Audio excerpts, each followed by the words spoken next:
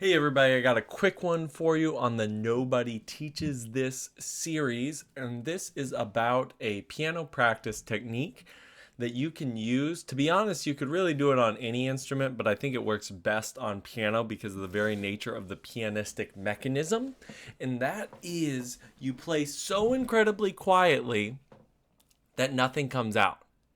So if you are familiar with a piano, you hit the note, and then that triggers this whole series of events that happen that lead up to the hammer firing, right? On a upright piano, it goes this way. On a grand piano, it comes from below, whacks the key, right? That hammer firing has to have enough velocity, enough force to go up and hit that string.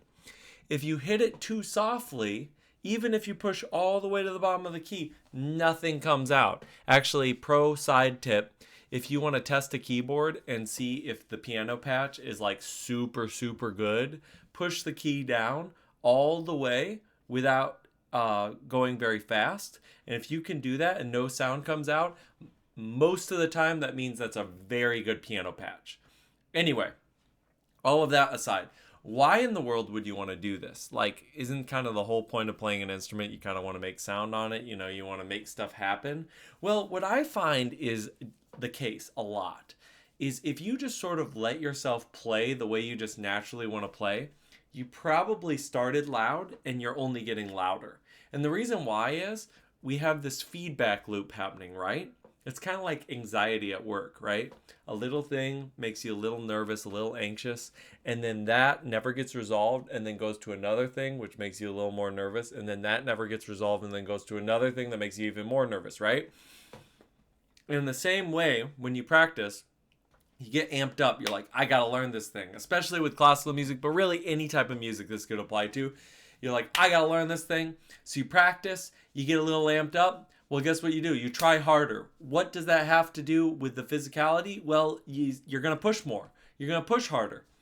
And that's going to lead to this feedback loop where you just get louder and louder and louder. Now, why is that a bad thing? It's a bad thing for a few different reasons. The first and foremost is it's going to limit your musical range. If you start and your baseline dynamic is mezzo forte, well, guess what? It's going to be hard to pull back because you're not used to playing softer. It's going to be a little harder to pull back. And then to get even louder, well, you're already getting pretty loud. That is going to be a real detriment to your musical playing and being able to shape lines and play beautiful music. Not only that, all technical passages will be harder. Why? Well, it's just a fact. To play louder requires more energy. That's ultimately what you're doing. You're transferring more energy through the key into the string. That in general happens because you're playing very quick strikes. Again, people don't understand this. It's not hard, it's not strong, it's quick. The faster that you push down the key, the louder it's going to be. The slower you push down the key, the softer it's going to be. It's confusing because you, of course, can pace the notes out differently, which changes the speed of the song, but ultimately that's what you're doing. Again, very few people go into this. They just play, oh, play softer, play softer. They never tell you how. They just go, hey, just play softer. And then you get this really delicate kind of crappy sound. And we're going to get into that in the third point in a second. But the second point is it takes more effort to play louder.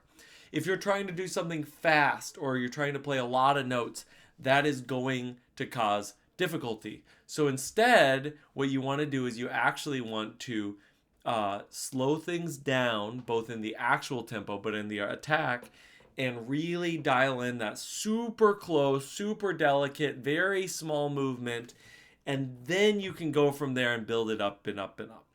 Let's go to the third thing. The third thing is the sound that you get out of the piano is greatly influenced by how consistent you are with how far down into the key you get.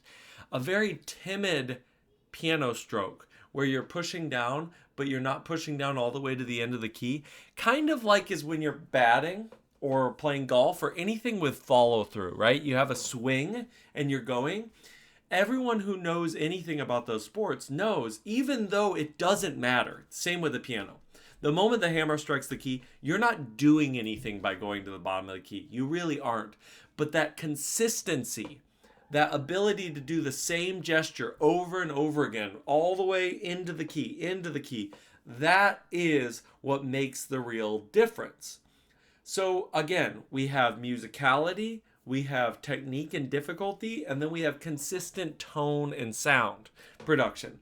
These are all big reasons why you should try practicing whatever piece you're doing. Anything that you're having trouble with, anything you want to up level, start with your scales. Try to play a single C major octave scale up and down, not making a single sound. And let me tell you, I think it's going to revolutionize how you play. I'm Robert Monroe. If you enjoyed this, please like, comment, subscribe. Comment if you would like me to see, if you would like you to see me try this out and give you a demonstration of it. Until next time, you guys have a great day.